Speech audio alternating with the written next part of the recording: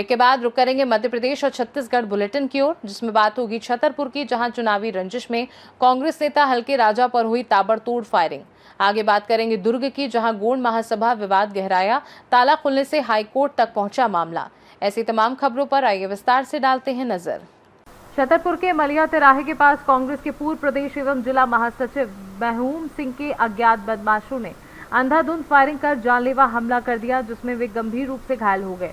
प्राथमिक उपचार के बाद उन्हें ग्वालियर रेफर किया गया है। परिजनों ने पुरानी राजनीतिक रंजिश को घटना की वजह बताते हुए गांव के कुछ लोगों पर आरोप लगाया है। वहीं पुलिस अधीक्षक रजत सकलेचा ने बताया कि मामला दर्ज कर जांच शुरू कर दी गई है। अभयराज सिंह बुंदेला। क्या घटना हुई है? ये गोली मारी गई है चाचा जी को। कैसे, क्या, कहां से, कैसे? ये छतरपुर से अकेले लौट रहे थे बोलेरो गाड़ी से, विक्रमपुर जा रहे थे अपने गांव।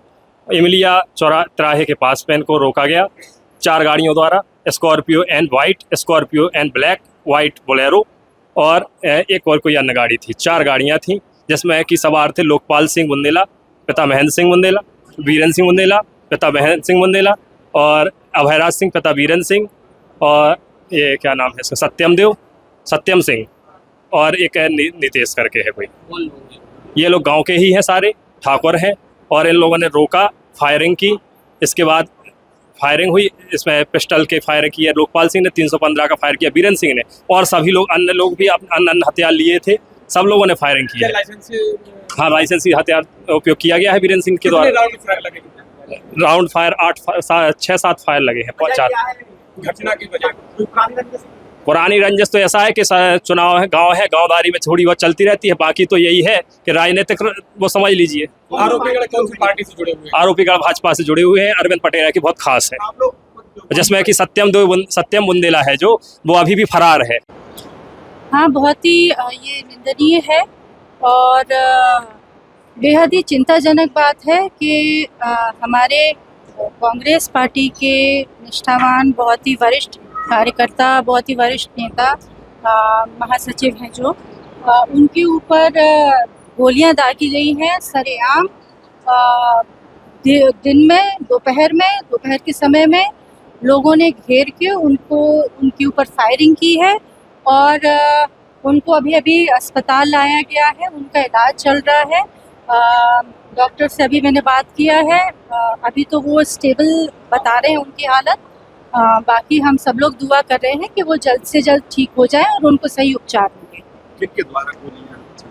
आपकी बात हुई, आप मिलके क्या बताएं? देखिए, ये अगेन एक तरह से दोबारा से ये मैं कहना चाहूँगी कि ये जो भाजपा सरकार है उनकी ये गुंडागिर्दी है जो सामने आई है इस तरीके से, क्योंकि गोली चलाने वाले कोई और नहीं हैं, हमारे जो भाजपा के राजनगर के विधायक हैं अरविंद पटेल जी, उनके करीबी माने जा रहे हैं, जो मुझे पता चला है।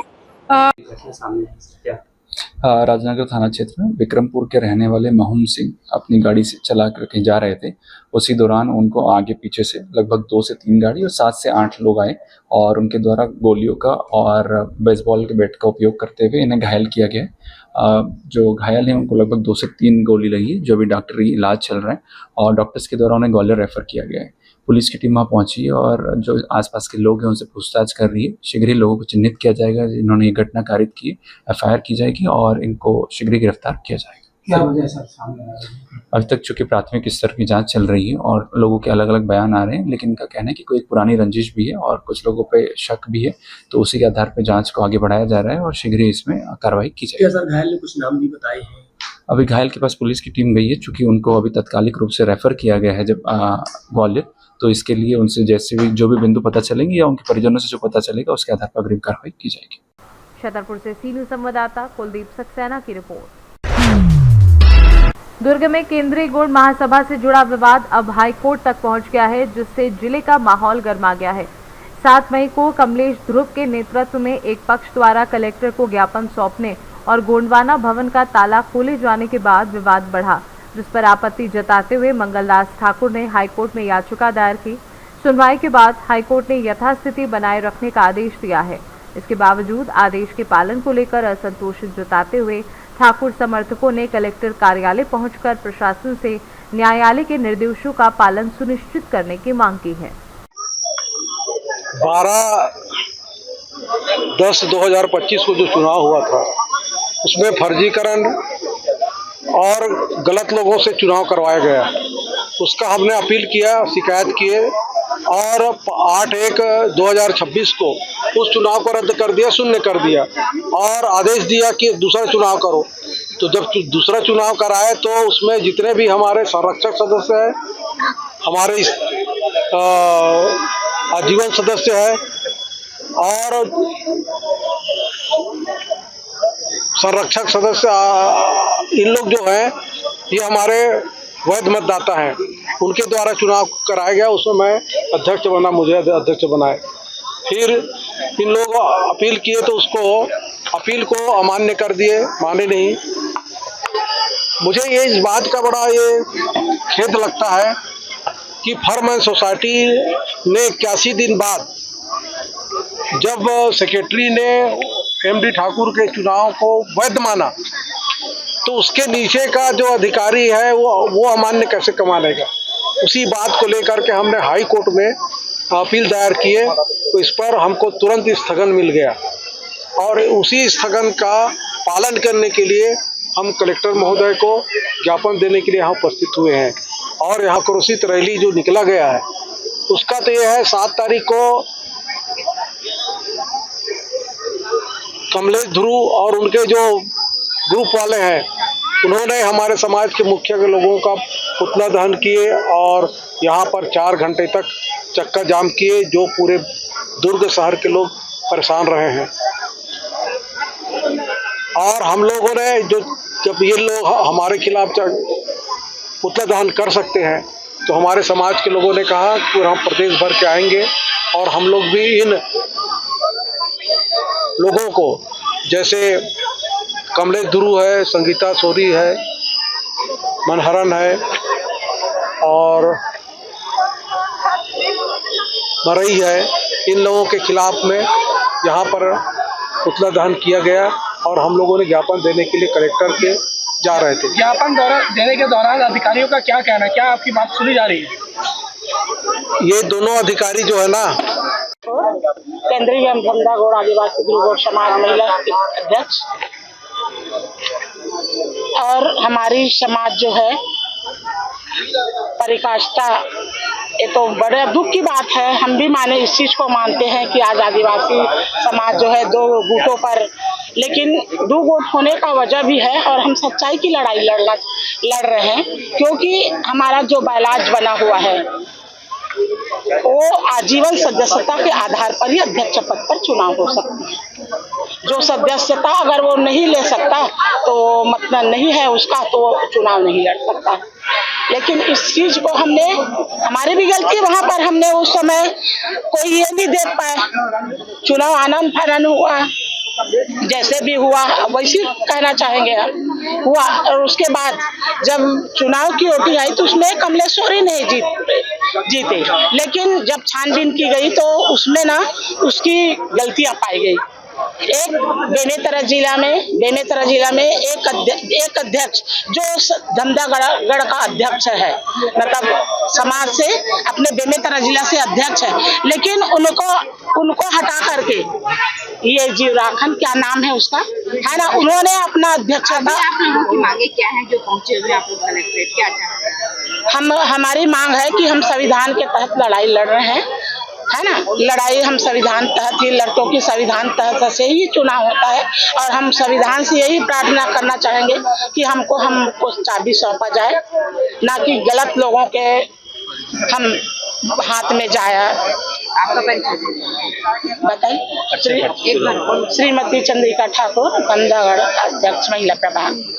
केंद्रीय गौड़ महासभा धमदागढ़ के सदस्य जो यहाँ पे आए हुए थे और 2-3 मांगे थी। एक ज्ञापन जिसमें उन्होंने मेंशन किया हुआ है, जिसमें माननीय हाईकोर्ट का एक आदेश आया है स्टे के संबंध में, और 1-2 मांगे और है उसके संबंध में यहाँ पे ज्ञापन देने आए हुए थे, तो यहाँ पे उनका ज्ञापन लिया गया। पूरा मामला क्या है सर? केंद्रीय गौड़ महासभा का चुनाव जो हुआ था 2025 में, उसके परिणाम को लेके दोनों पक्ष में विवाद है तो उसका विधिवत सुनवाई जो है रजिस्ट्रार के यहाँ किया जाए। अभी फिलहाल क्या स्थिति है सर? जो अभी चूंकि सामाजिक भवन है, वहाँ पे काफी सारे कार्यक्रम होते रहते हैं, तो तहसील की जो उनकी बॉडी है उनको चाबी सौंपी गई है और वहाँ पे अभी कार्यक्रम विधिवत हो रहे हैं। इसमें जिला प्रशासन का भी रुख किया है सर, आप कुछ आश्वासन दे रहे थे मैं जांच करूंगा, वो क्या? कुछ वहाँ पे शिकायतों के संबंध में मेंशन किया हुआ है कि वहाँ पे कुछ कृत्य किए जा रहे हैं, तो उसके संबंध में मैंने निर्देशित किया है कि आप लिखित में दीजिए और उसका फिर जांच करके हम निर्णय लेंगे। दुर्ग शहर, मैं उत्तम ध्रुव हूँ, SDM दुर्ग शहर। दुर्ग से सीनू संवाददाता धर्मेंद्र गुप्ता की रिपोर्ट। हनुमान गली में पिछले कई महीनों से गटर का गंदा पानी सड़कों पर बहने से स्थानीय लोग और दुकानदार परेशान हैं। रहवासियों का आरोप है कि नगर पालिका और संबंधित विभागों से कई बार शिकायत करने, सीएम हेल्पलाइन और स्थानीय जनप्रतिनिधियों तक गुहार लगाने के बावजूद समस्या का समाधान नहीं हुआ। स्थानीय लोगों ने प्रशासन पर लापरवाही का आरोप लगाते हुए चेतावनी दी है कि जल्द कार्यवाही नहीं होने पर वे आंदोलन करने को मजबूर होंगे। गौरी बंसल। अच्छा, क्या कुछ परेशानी आ रही है हनुमान गली? मंदिर जाते हैं, मंदिर तो रोज गंदी पर होते हैं, गंदे पर हमारे घरों में जाते हैं, बच्चे बीमार हो रहे हैं हमारे से। तो उसकी कोई आपने कहीं शिकायत की है? कोई सुनवाई नहीं होती, हमेशा करके चले जाते हैं काम, लेकिन कोई फायदा इससे कुछ नहीं होता बिल्कुल भी। कई लोग आते हैं, थोड़ा बहुत काम करके चले जाते हैं, लेकिन प्रॉपर काम कुछ नहीं हुआ अभी तक हमारे गली पर। हम बहुत परेशान हैं, इसको सही किया जाए। कहाँ पर गए थे भाई साहब? कहाँ पर गए थे? विधायक जी के पास गए थे सब लोग मिलने, तो उनसे समस्या बोला था कि एक पाइप डाल दें इधर से पूरा खुदवा के, तो सीधा ये चैम्बर की समस्या है जो परसों पुरानी 50-60 साल पुरानी है, अब पब्लिक हो गई है ज़्यादा, तो समस्या तो जो की तो है, कोई निराकरण नहीं उसका होता नहीं। उनके पास भी गए थे उन्होंने, वो सारे अच्छे लोग गए थे गली के ही सारे, पर वो निराकरण कुछ नहीं हुआ उसका। एक पाइप डल जाए जब तक ये समस्या होगी नहीं, क्योंकि हो गए ओवर बिल्कुल ये पुरानी बरसों पुरानी आदि मानव के समय की लाइन ने डली है जी, वो हो जाती हैं। अब ओवर पैक पहले कोई रहता ही नहीं था हनुमान गली में, अब इतनी जनसंख्या हो गई कि वो समस्याएं बढ़ गई हैं उसके कारण, पर सुनवाई कुछ नहीं है किसी की, बस आते हैं और खाना पूरी करके चले जाते हैं। मतलब जो सही समाधान है वो नहीं हो पा रहा, हल जो निकलना चाहिए वो होता नहीं है। जनता की तो समस्याएं सुनी नहीं आती, कब सुनी जाती है? जब चुनाव होते हैं, तब उनके जनता के पास चले जाते हैं नेता लोग, बस हाथ जोड़े, जनता सब भूल जाती है। जनता की सबसे बड़ी कमी है, जनता अगर नहीं भूले, अपनी समस्याओं को उजागर करे और दृढ़ता के साथ एकजुट होके संघर्ष करे, तभी कुछ हो पाएगा, नहीं तो कुछ नहीं हो पाएगा। और इसकी देश की जनता तो बहुत भला हो, क्योंकि सब चीज़ भूल जाती है, वो भूलने की आदत बड़ी बीमारी है जनता की।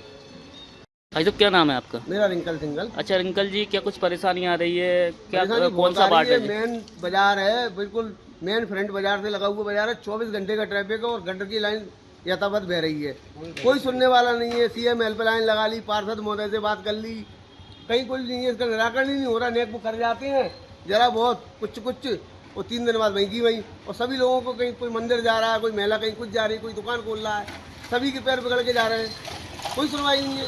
गटर की आपने पार्षद से शिकायत की तो पार्षद क्या बोला? पार्षद क्या बोला, वो तो आदमी भेजता है, वो नेक कुछ करके जाते हैं और वहीं की वहीं 3 दिन बाद।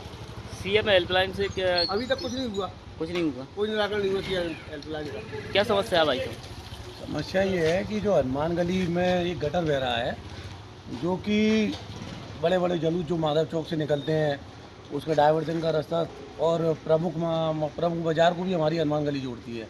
इसमें गटर पिछले 5-6 महीने से गटर का पानी बह रहा है, बदबूदार पानी है, छोटे छोटे बच्चे रहते हैं, पढ़ने वाले बच्चे स्कूल भी जाते हैं, महिलाएं मंदिर जाती हैं, और भी काफ़ी सारे लोग निकलते हैं। गंदगी घरों में जा रही है, हम लोगों की दुकानों में जा रही है, प्रशासन की कोई सुनवाई नहीं हो। तो आपके माध्यम से हम चाहते हैं कि प्रशासन तक हमारी बात पहुँचे और ये गटर की सफाई हो जाए और हमको इससे निजात मिले। अभी तक आपने कहाँ तक शिकायत करी? हमारे दुकानदार भाइयों ने सीएम हेल्पलाइन पर भी शिकायत की है, नगर पालिका में संबंधित अधिकारी से बात की है, पीएच विभाग में भी शिकायत की है, लेकिन निराकरण के रूप में कुछ भी नहीं हुआ है।